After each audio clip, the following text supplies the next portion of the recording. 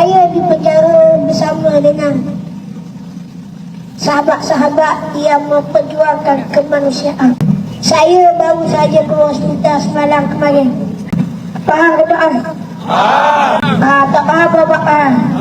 Tapi kali ini hebat faham.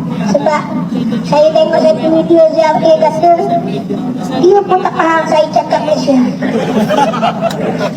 Alhamdulillah. Sebab saya cakap Ganu. Apabila kita bersama dengan orang-orang yang kita kata negara mereka ada diplomatik dengan Israel dan sebagainya, lepas itu kita tak marah pun orang Amerika Syarikat. Sebab ada di kalangan mereka ada cintakan kemanusiaan bersama dengan kami belayar. Orang US ada. Dalam cara saya 2 orang orang US. Orang Turki seorang. Orang nak sebut orang 3 Ireland.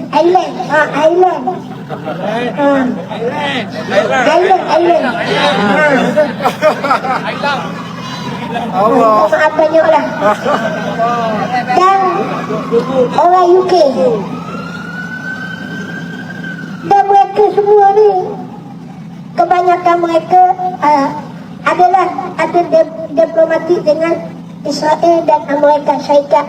Bahkan ketua mereka pun Donald Trump, kerajaan mereka. Tapi mereka benci pemimpin mereka kerana menghantar bantuan. Tengok baru-baru ni apabila ada askar-askar mereka yang mengatakan tidak mahu bawa senjata, nak hantar senjata kepada